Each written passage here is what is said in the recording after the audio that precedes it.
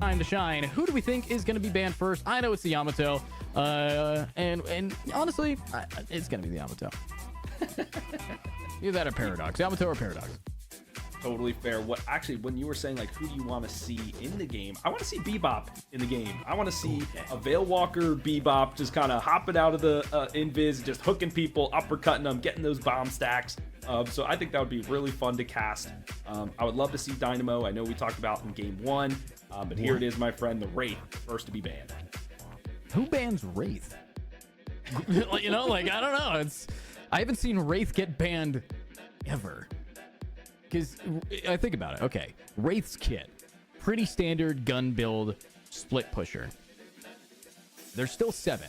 If you ban Wraith, okay, you have 7, the exact same kit outside of, you know, more CC from Wraith and a little bit more burst from Wraith. But overall, the gameplay's objective with this character's kit is still locked in. Mirage is another ban that I actually would have anticipated. Mirage is insanely powerful right now.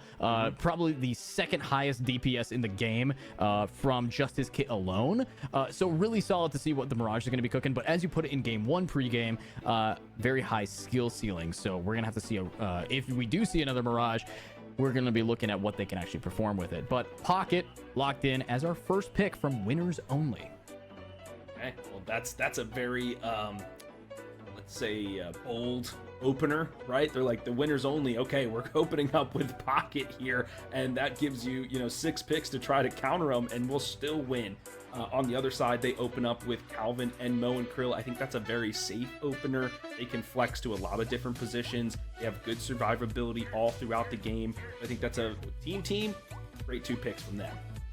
Oh, absolutely. And team rocking, honestly, lots of CC as well. If you're a Pocket, you're going to be a little bit worried. You can't really get out of their CC, especially Mo and Krill's ultimate here.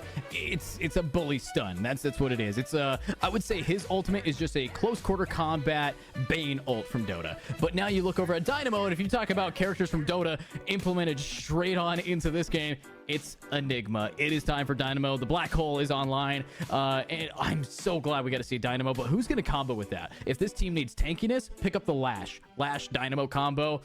Chef's kiss. Yeah, I would like to see that. He's definitely, I have seen him in the solo lanes, right, off in the off lanes, but I would like to see him in one of those in lanes, maybe protecting a Vindicta or a 7, allow them to get some farm. That's a very, standard like carry support kind of lane in a MOBA. But right now we do have Abrams who's coming in. That's a really good flex pick for this 3rd position. He can really go anywhere on the map. Do you want to put him in the solo? Do you want to put him in duo? He can really just do it all. Yeah, that's the thing. I like the picks that we're locking in. Infernus, though, if we're looking at team, they needed some team damage and maybe some more team fight damage, and that's what Infernus's ultimate can do. So very solid here, but more damage coming out from winners only. They've got the Pocket, they got the Abrams. Now they're going to double it down, triple it down, I should say, with the Lady Geist. Now, Geist, she's allowed to get low, and when there's a Dynamo on the team, Lady Geist is going to be very happy that if she does get too low, that's where you have the heals. That's where you have the support. McGinnis might be able to catch her off guard. And McGinnis plus Mo and Krill and Kelvin, how much more CC and crowd control does this team need? What more stuns do they have?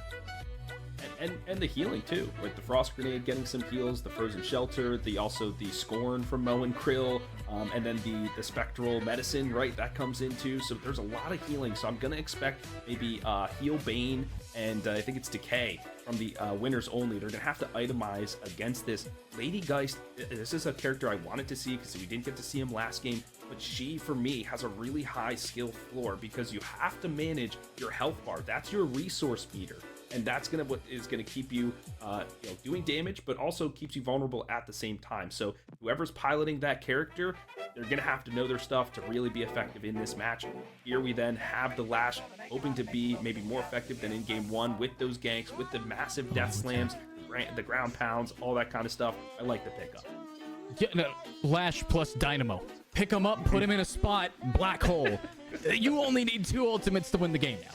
Yeah. That's the fear. And when you have Kelvin, Krill, and McGinnis, those are all characters that are going to be bunched together for Lash to say, hey, you're coming with me now. I'm going to just string you up, toss you down, and all of a sudden you get obliterated. So great Talon as a response to that for more damage because his team needs some damage. But who's on the split push right now? McGinnis possibly. Maybe they lock in a 7. I'm surprised we haven't seen a Paradox picked here by either side. Yeah, there could just not be a Paradox player in the server, right? Just because they're good doesn't mean that the people play them, right? Because maybe you're like, the kit's kind of boring. I want to play somebody else. For now, great Talon, who had a massive resurgence for a good couple of weeks before he got basically nerfed back into nothingness. But we'll see if Team can make him effective in this one. He does have the verticality, which on the upside, winners only doesn't. There's no really verticality, maybe a little bit from the Lash if he can kind of go with the Death Slam, but now with the Ivy pickup, that's the verticality that I want to see. She'll be able to fly drop people in, gonna be shifty going around the map.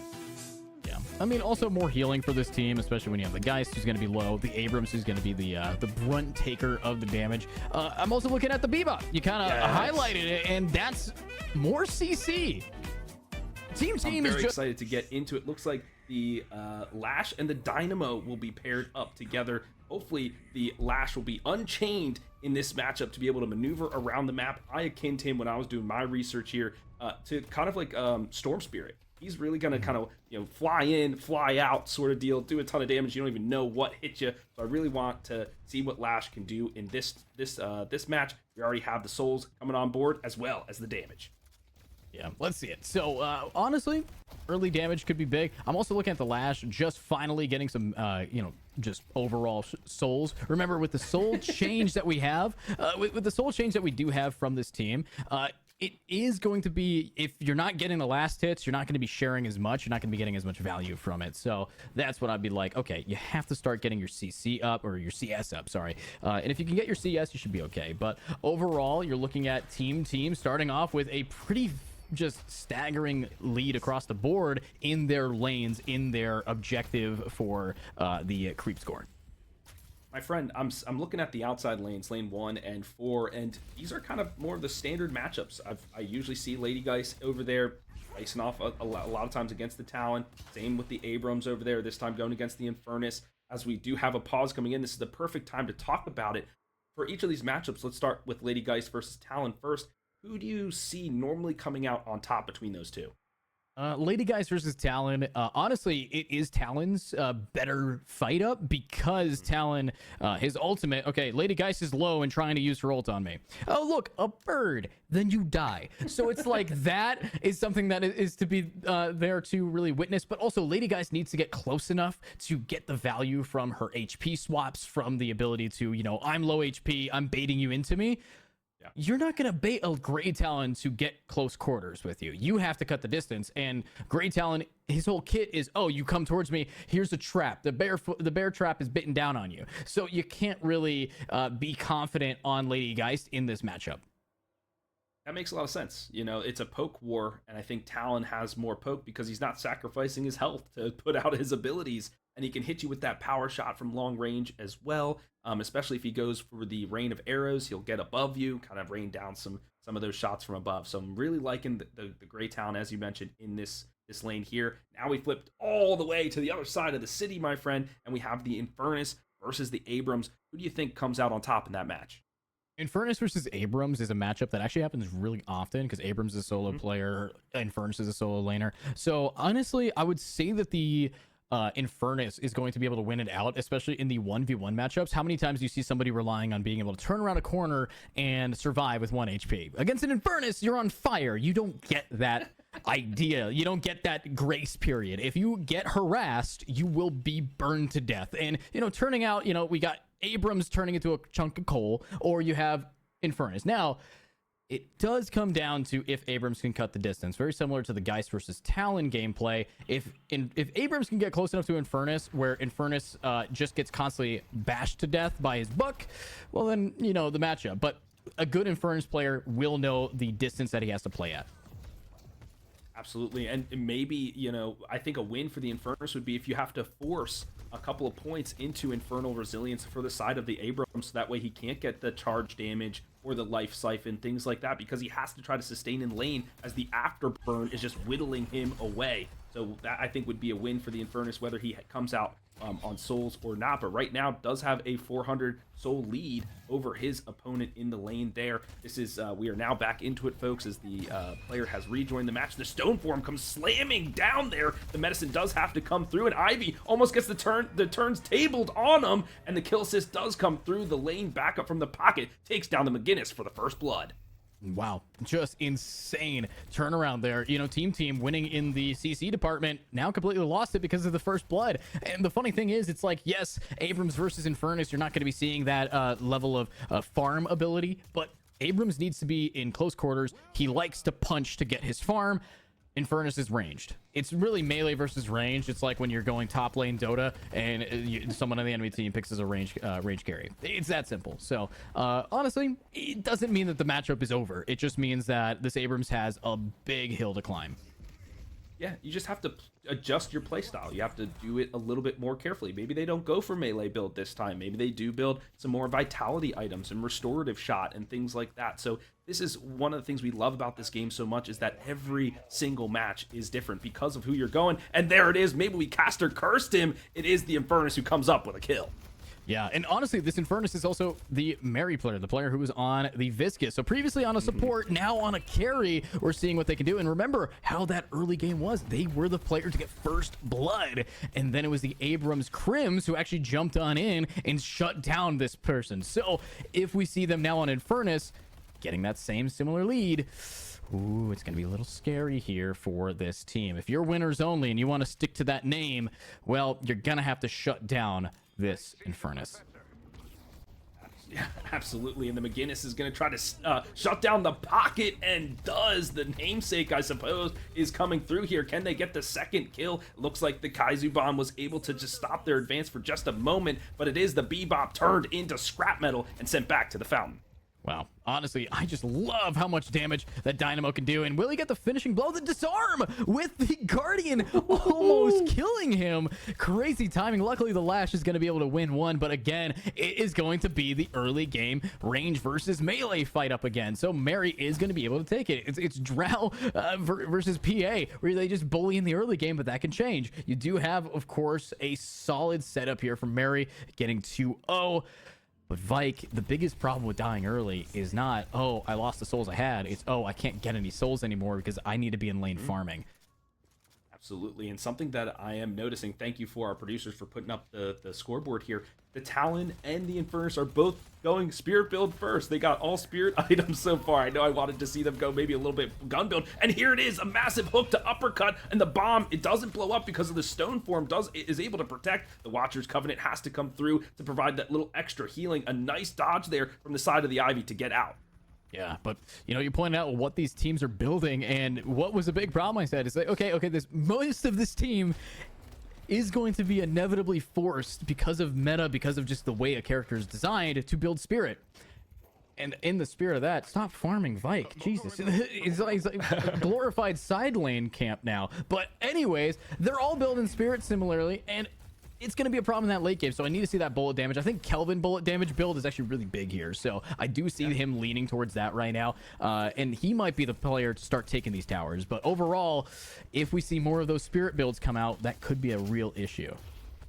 Yeah, it forces your opposition to put themselves into certain item builds, like you're gonna have to go Enchanted Barrier and things like that just to keep yourself alive. Now this time the McGinnis is under duress. They're doing bobbing and they're weaving, putting down the spectral medicine to keep themselves up just for now and returning the shots to the pocket. Now they are on the chase, and with the backup of the Kelvin here, they want to find the kill, but no, they can't. They have to retreat. And on the opposite side of the map, Mari on a 3-player kill streak.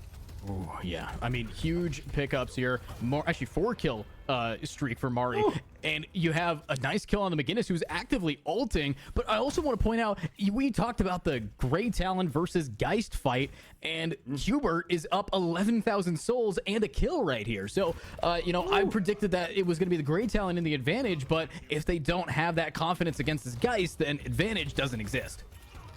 Yeah, no matter, you still have, it's like a distribution, right? There's still going to be those standard deviations that work in the favor as many times as those heroes do clash. This time the Geist, we said, had to have the high skill ceiling, and they're showing it off now, just catapulting themselves into the lead with all of these souls. A ton of the ultimates now coming online. This is where the game gets fun.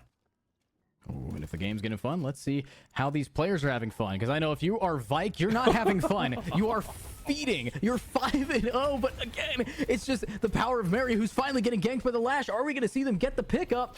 Looks like we can shut this player down, but the smoke's a bit too much. But it doesn't matter. 4 kill spree versus 5. The 4 wins, apparently. And that's going to be the Lash shutting a player down and getting a huge bounty on top of it. We now know who winners only is going to have to just start carrying. And this is what we were talking about. The Lash needed to get unlocked early, need to make their presence known around the map so that the other lanes are looking over their shoulder constantly. Like, is he going to come? Is he going to jump off the building and smack me into the ground? I missed a last hit. Dang. Right? That's what the power of the Lash can do. We saw him jump onto the Infernus. They had to shut down that character who is at 7k souls now, leading all sides here. But right now, team still down 1,000 souls here in the middle of the laning phase. Yeah, absolutely. A little bit of a gap between these two teams, as you were putting it, but I think that there's a chance to turn around. Remember, Winners Only has a lot of, prod teams, and so does Team. I'm looking at Phone here. Phone is not just a great Talon player. He's also a commentator. So if you ever heard the old adage, casters can't play, I'm hoping that he proves them wrong for our sake here. Because I gotta see, if you're going to put commentator in that title, I need to see what you could do. But right now, Vike is just going back. Wait, Infernus already? No, we got to see something here. Dimble going picked down. I need to see what Vike can do to turn this around. But again, there's so many interesting players in this lobby. Absolutely, and I like that group up there on lane 3 to put some pressure on that Guardian.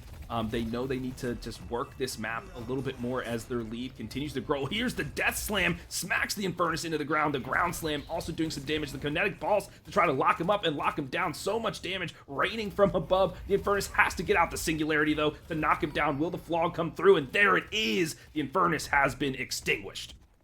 Oof, man, that is a big turnaround here. And of course, it's going to be on the Dynamo to get the kill. So Dynamo recently just dying, now getting to get their, catch up, their come up there with that pick. Again, high soul value on that target every single time. He's got the bounty poster right next to him. But looking at this, we might see a chance at more towers to fall. They're doing some chip damage, but again, it's taking them so much time to actually hit these out, especially as we are in the 10-minute game, or 10-minute mark, and we're seeing no towers taken here by Winners Only. Ooh, Vike. This is huge. A massive double kill there. This is what they needed, Winners Only, to get themselves back in. The soul lead now has flipped in their favor. Pocket and Dynamo also getting on the board there, taking down a Guardian. Finally, the McGinnis takes down his nemesis there and takes the Pocket back to the spawn room doors. Wow. Just so dang clean. And hopefully they can keep it going as we're seeing Pocket now gone. It means more farm for the other players. Qbert taking out the caster Phone. I mean, in the caster's defense, this guy is a fighting game caster, so maybe it doesn't translate too well. But looking at Dimble, he might get picked up here. And the stun, the shatter. Oh, great entanglement to dodge the bomb. Overall, good CC, getting himself out of there. Qbert keeping up the push, though, taking out a Guardian in the meantime. Flex slots are unlocked, but I don't think Dimble gets out. It's just going to be a lot of bullying, and the bomb goes boom. Gets the stack too, man. That's huge because he can scale basically infinitely, the Bebop. So I really like that he was able to get that final stick. The poor professor couldn't waddle his way back to safety there. Now the McGinnis under duress once again tries to toss out a turret, but the cape comes through. Now the Infernus, a little bit of revenge upon the Lash, finds him there in the off lane and takes him down. Yeah, team here. Not in an advantage of soul lead thanks to the way that other lanes have been going. I mean, Winners Only has pretty much won every other lane except for where the Infernus has been playing. So, great catch up by the other side of this. Because remember, a 6v6, there's a lot of room for consistency issues. And that's what we're seeing. So a little bit of a lead now. Winners Only still doing a great job with the now come up with objectives. They've taken 3 Guardians in 2 minutes, so really solid here to keep up this curve of the early game going into the mid game. And we talked about in the first match, those little steps that you need to take to have that forethought to win, and taking down those Guardians is an absolutely massive step to being able to secure the urn, to get the mid boss when it comes up, to getting those bridge buffs when they come up. So here you can see, by taking those Guardians, Chica, maybe it is standing over the urn, waiting to guard it for whoever needs it the most, and it looks like the Bebop will be picking it up. Yeah, pretty solid here. Earn gameplay time, and honestly, Bebop with it, I'd like it more on the Kelvin, but they're working together in tandem. The Kelvin, though, he's always going to have that little advantage on it, but overall, Bebop being able to work pretty well. A good combo that you have to think about as well is Bebop plus Kelvin can hook each other out. With the rescue beam, with the hook, you can get yourselves in very fun positions and get out of those same positions in a timely fashion. But Lash ult coming on in, big fight's going to start.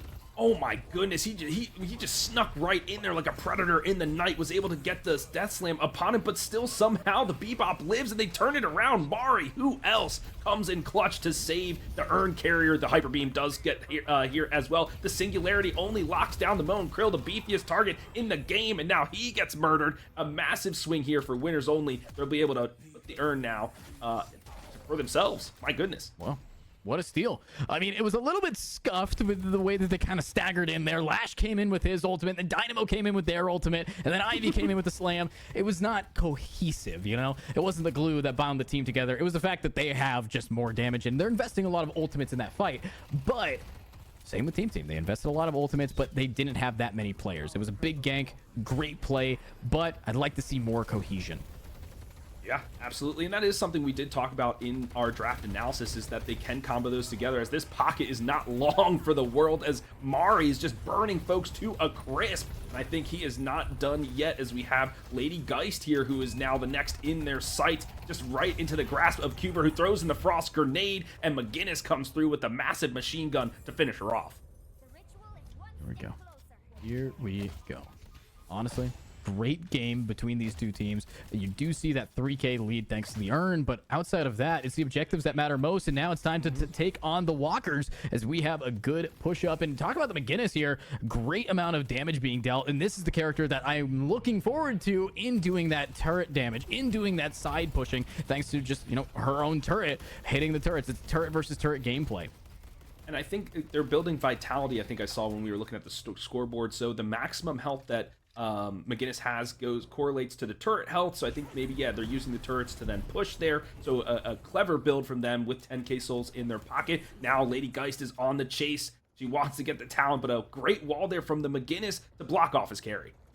Yeah, great gameplay. You do have the ganking Mo and Krill looking for somebody to jump on with their ultimate, but again, I'm looking at that minimap cohesion. You're seeing everyone kind of everywhere. Grey Talon's back in the spawn. You have Kelvin just recently getting taken out. So I'm hoping that if you are team, you're going to start bringing in that cohesion that we are expecting from them. But overall, not going to read his name anymore. I mean, I'll just call him Pocket from now on. But with the way that the McGinnis is playing, they're taking a lot of farm. They're doing really well. And they're starting to also build up some guns. But again, it's mostly spirit across the board. But ooh, big jump on the McGinnis. Yes, and be able to counter dive, as we know that McGinnis can do so well. Just says, okay, Abrams, see you later, I'm running away. But now is it the Lash who's deciding to come in and do the death slam, gets the McGinnis right into the ground, and does the ground pound as well. McGinnis is going to be running for their lives, but doesn't have a lot of stamina. The reinforcements now just in time. They'd be able to save him. The seismic slam onto 3, a huge, massive ultimate from the side of the detective. Now he's running for his life. The combustion pops as well, and they finally take down the McGinnis in trade for the Abrams. Yeah, I mean, it's Vike versus Mary every time. Good pickups there from the Infernus on him. Honestly, worth the slam, worth the grab, but the trap is on. Storm Warrior wanting to try to fight this out, and oh, looks like we're not going to actually see too much more damage taken. Again, though, a lot of respect being had by both of these teams, and the gangs are what's really defining the mid game, as another player, the Mo and Krill, might be able to crawl his way out from underneath the dirt, might be able to get out, but nope. Phone. Ooh, takes out Storm Warrior, but not a llama gonna be taken out as well.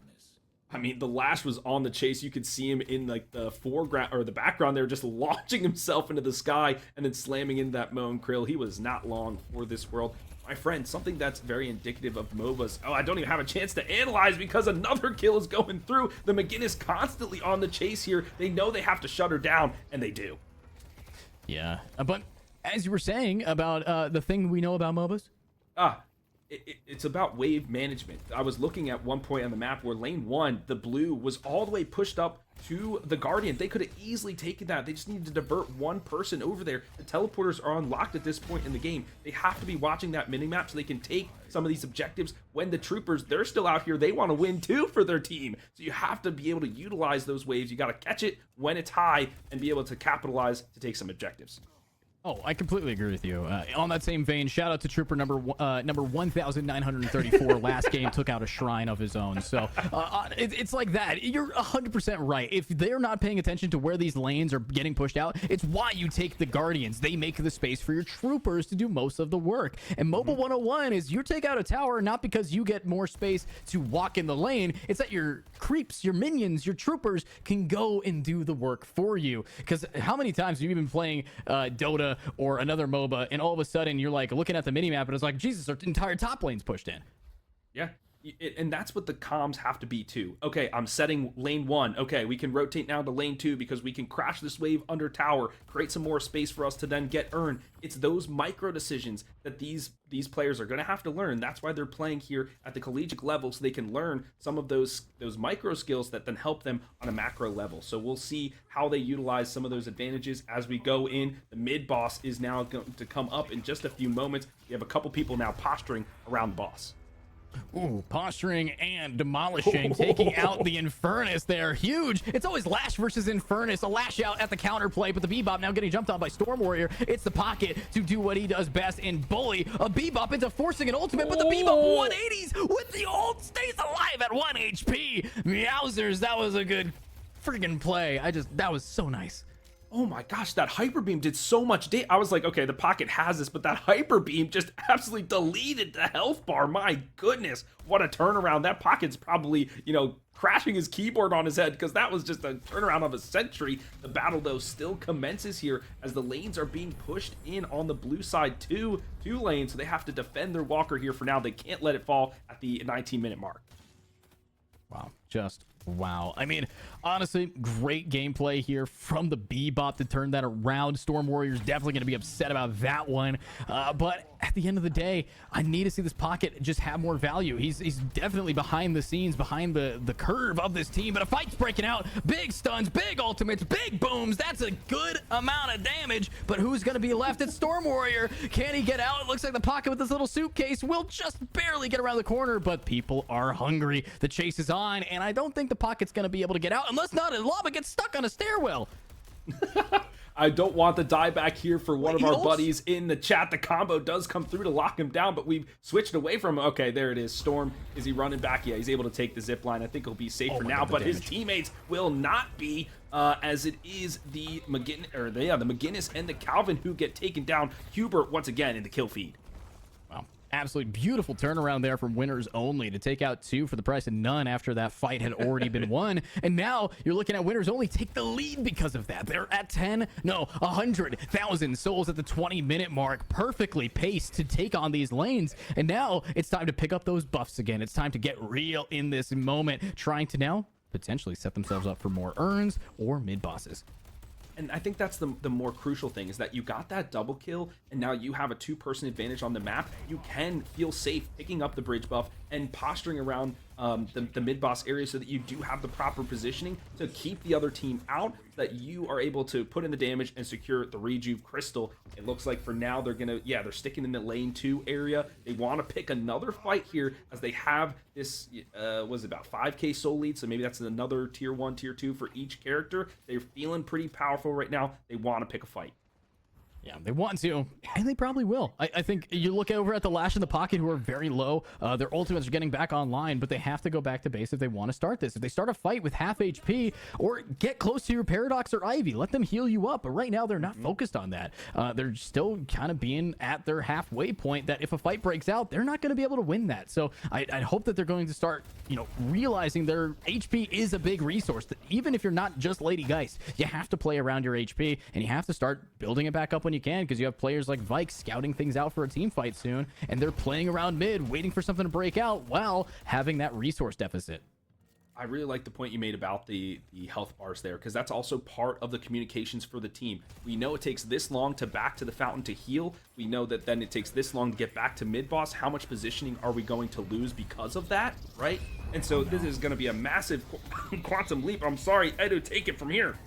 Oh, Jesus, they're just going right on for it. And Mary starts on with a huge ultimate from the Infernus to do so much damage. But the turnaround comes in from the beams. It comes in from Storm Warrior needing to leave. But now, with 3 players down, the moment Krill pops an ultimate, Lash tries to slam on in, but it's just a little bit too late. Everybody's here. Only 1 pick, but Pocket's still low. Somehow, with the low HP at the start, they win because they just have the better team fight potential. And that Lash ult was crispy, but now it's the turnaround. Infernus is back in to cook them, but can they find the Lash? Maybe not. Oh, he's getting away, and he's... yeah, there we go. Ivy now tries to stop it, but his team's not with him. And Mary, the cleanup crew, purging it with fire. Just an absolute gamer in this moment to really turn a fight back in their favor with the re-hit. Oh my goodness, putting the team on his back. No wonder his backpack of souls is so huge right now. He just got 4 kills in that fight, opens up the mid boss for himself. They know that they have the damage to do it because both the Great Talon and the Infernus are alive. They just have to be careful because the Abrams can jump in here. He doesn't have the seismic impact though to initiate and then go for the jump. So I think they'll have enough time and enough space to secure the rejuve. Yeah, and Mary getting fed so much has been able to, you know, get enough spirit and HP build and vitality build to now start building bullet damage, and it's working.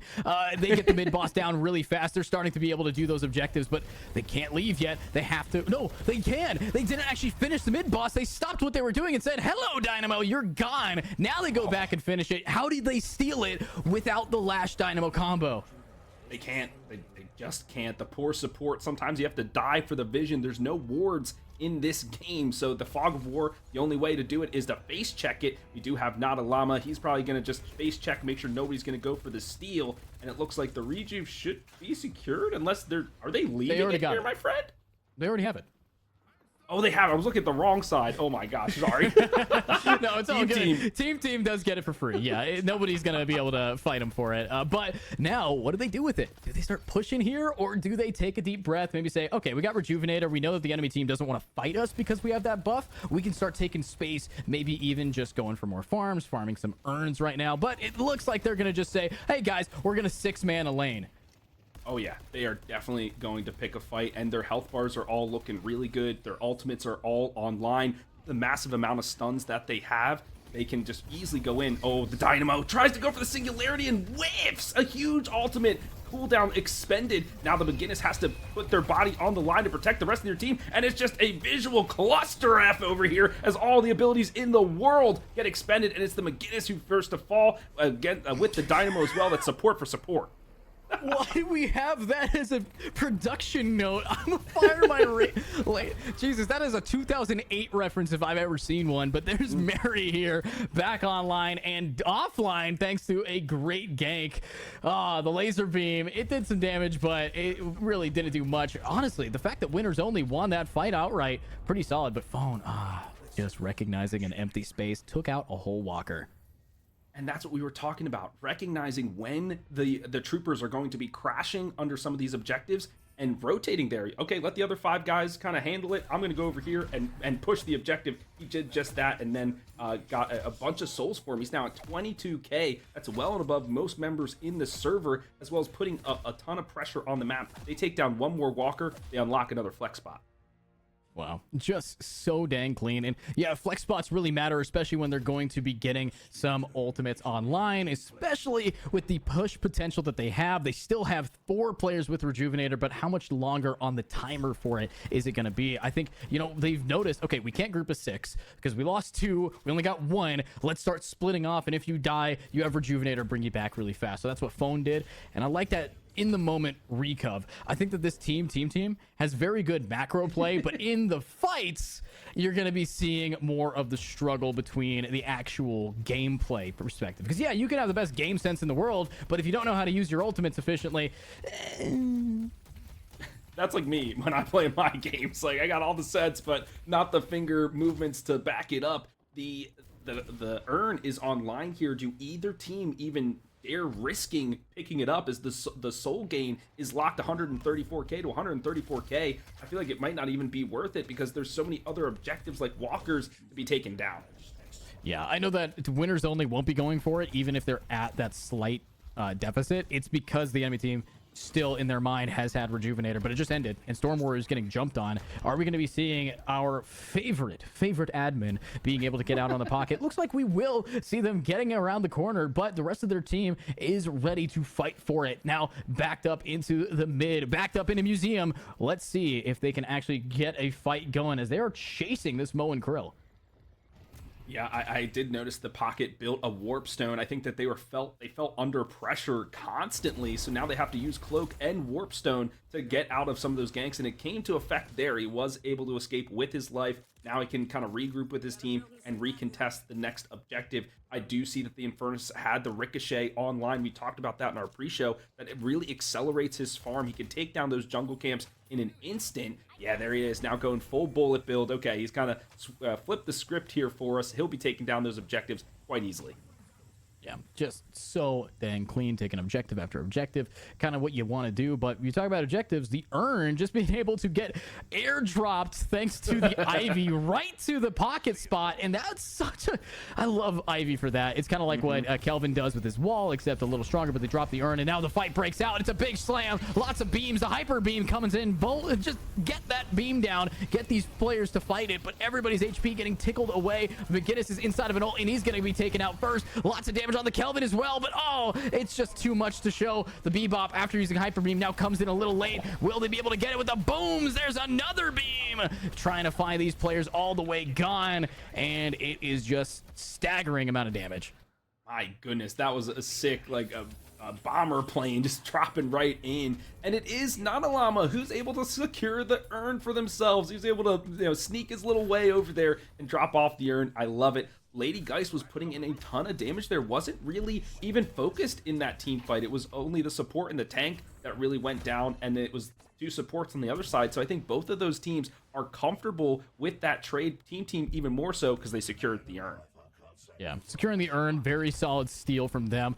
Storm Warrior here trying to go for the base bosses, will get eventually punished for his hubris. You know, being away from your team, going for that split push might not be the best bet when you're down two, especially down your tanks. So yeah, he was an easy target to try to just pick up and pick off. Overall, very solid gameplay. I am going to be looking at, of course, team here trying to lock in this game as they have the objective playstyle now to really turn it in their favor if they can keep up with these ultimates. They got everything ready, and oh my god, it's the bullet build from Infernus. They're going to start taking walkers.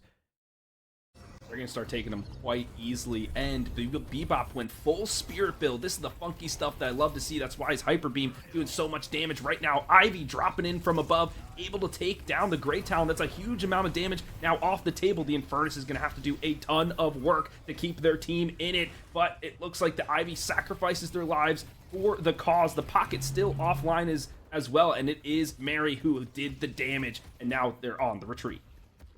Wow, good damage. A little bit of a 1 for 2, but really a 1 for 1 because Pocket's been dead for a minute here. And not too shabby, but you know, they're recognizing, okay, we killed the Pocket, we can push now. All right, we get the 1 for 1. Great Talon for Ivy. Honestly, not too worth it here for team, but they're the team that's going to be able to now bring it back with a secondary fight, and Meowsers getting the beam down, getting 1 pick. But are we going to see any more fall as this fight continues to just brew? That Lash was lurking, and now he does have the Death Slam locked onto 2, smacks him into the ground, but McGinnis has a ton of vitality, just got burned through. The amount of spirit damage that came through from that Lash, incredible, and now he's just cleaning things up left and right. Qbert decides to get themselves in the fray as well, puts in the bomb onto the Kelvin, I believe it was, to take him down, and now it's Meowsers who's running for their life. Yeah, and they can run for their life, but they're not going to run fast enough away from Qbert. Now Llama will grab Dimble, but it's 3 for 3 with the Pocket having to bail. But no, it's a 3 for 4 with the Lash just living up to his description onto Mary. Absolutely cooking it there, getting these players down. And uh-oh, now Llama not going to be able to get out. It's the Lash who's jumped on you. And if anybody can kill a tanky player like Mo and Krill, it's this guy chasing outright and not getting him out from the burrows. Can he find the chase? No, it's too deep. Mo and Krill will get out.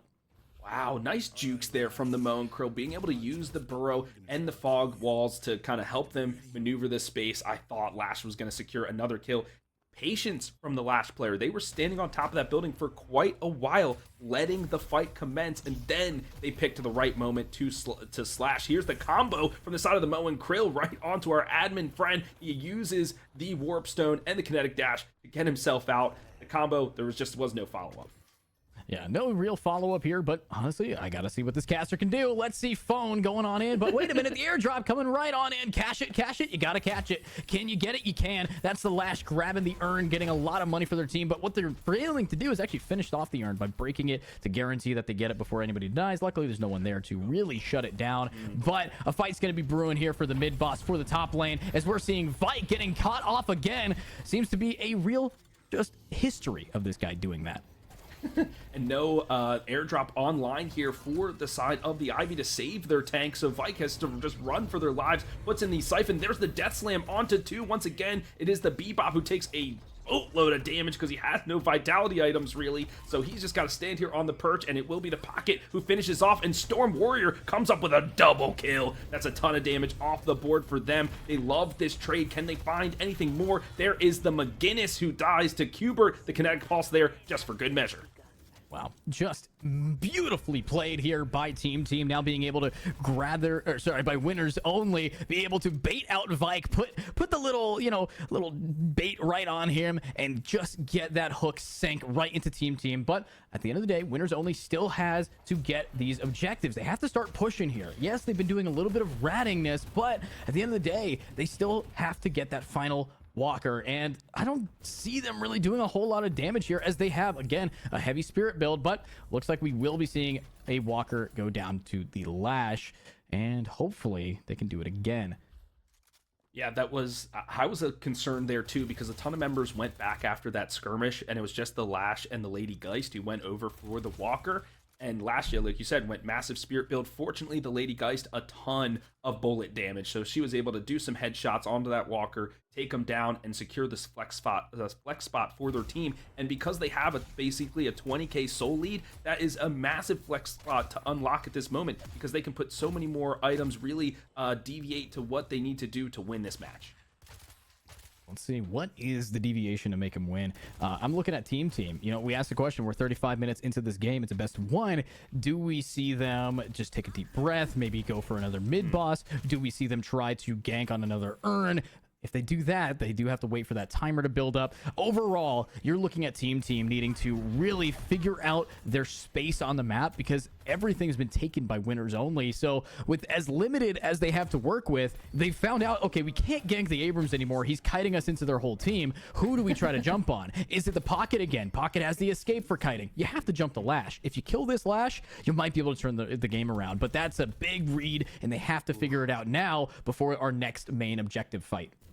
I mean, but someone have 45k souls, and with the maneuverability that Lash has, it's going to be a really tough pick to make. I think maybe you find the Dynamo if you can, and get that support offline, right? No singularity, no rejuvenation aura, things like that, and then you start whittling them down from there. But you're right, my friend. They're caught between a rock and a hard place. Who do we go after to give ourselves an advantage to take some of these objectives? Maybe they, try to bait mid-boss and then pick somebody out from the outside. We'll see. Only time will tell. They still have one Walker in lane 1 that Team Team needs to take down to secure another flex spot for themselves. So right now, another Death Slam does come through.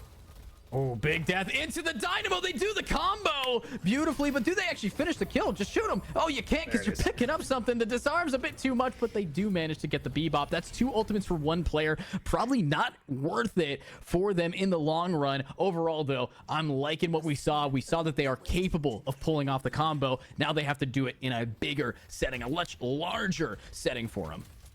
And Winners Only kind of did the strategy that we were talking Team Team should do, right? They found maybe some of the weaker members like Bebop. It doesn't have many good vitality items online at this point because they've been going full spirit build. So they found a squishy member and took him down with ease there. So now they have the advantage for about another 30 seconds, and they're looking to pressure the base. Yeah, pressuring the base, doing a decent job, but they're also getting pressured outright by Qbert. The high damage output from the lady herself, getting another player down. But look at them base bosses just getting absolutely shredded by this team comp. You do have the Talon healing up in spawn, but the Moan, Krill, and Kelvin are going in. I'm feeling that a little bit of the team is getting staggered here, but a good stun might be able to stop it all. But no, it's a bit too much to chew. If you're team, you have to do a full reset, and when you're down one more player for a while, it's not going to be easy to protect this base. Sometimes you do have to sacrifice. You say, okay, we made a bad move, or we lost a player here. We have to sacrifice these couple of pawns to get ourselves in a better position to maybe win this next engagement, and we can turn it around. It's still a big mountain to climb, but it's one that they can do it. They're not out of this one yet. They just have to play this one patiently. They're waiting for their McGinnis. They have 20 more seconds, but it looks like Vike and the rest of the crew, they're going to back out and take mid boss. Let's see if they can succeed in taking mid boss, or are we going to see another earn moment where they start stealing it from each other? That's what I'm thinking might happen. But you do have to worry, you get the Dynamo to heal up this pocket, get the Ivy to heal up this pocket, but no, we're not going to be seeing that. Maybe the pocket's going to just stay low, be that bait, be just around the corner as the earns are online, the mid boss is online, and surprise, surprise, they're really just taking the space, but they're not doing anything with it afterwards. They're waiting for someone to take the bait, bite down onto Storm Warrior, bite down onto this team, but where is the blue team? Where is team? Are we going to see them actually go out of their base deep enough to meet them in the middle?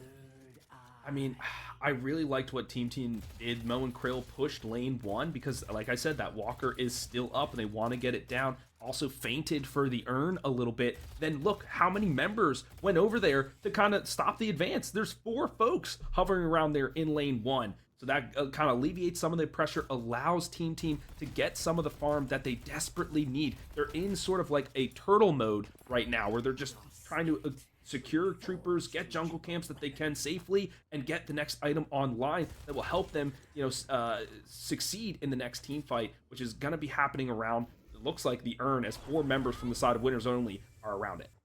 Well, it's time to do an airdrop earn style. Last time this did go in the favor of team, so will we be seeing them do it again? Well, they don't have much time to jump down on it as Ivy is moving fast. The movement speed build definitely helping out with this strategy of theirs, but a fight will try to break out a little bit too late. But no, they spotted it. They're waiting to try to shoot him out of the sky as it is time to bank it. And I love this change from the developers to put the earn location in different areas of the map. 1, because it creates for interesting fights because you can utilize the architecture differently, but 2, it's like catch-up mechanic, right? It allows the team that is behind to be in a more advantageous position to take the fight that will surely be commencing soon now, as a ton of people are taking damage. Chica just took a massive blow to their health bar. Yeah, and now, right before the health bar, it's going to be the Mo and Krill getting taken out. No CC there, but look at this. They're securing the souls. They're guaranteed that earn is banked, and that was freer than free. They even got a pick, but now the Hyper Beam trying to protect their team, and the Lash, he grabs all of them, slams them down, and that's going to be a massive multi-kill. Bebop's got nothing on him besides to run, and can Meowsers get out? No, that's a Meowch moment. With all 6 players falling, the shrines will fall. This is probably, no, this is GG. There's nobody to respawn in time. Oh my goodness, that was the biggest play I've seen in a long time. That was like a 4-person death slam from the Lash. This is what we expected from this character. This is what we talked about in our pre-show. They gave us the show that we wanted. Ladies and gentlemen, this is why we come to College Deadlock channel each and every week. That was a fantastic play. GGs are called. There's nothing that team can do.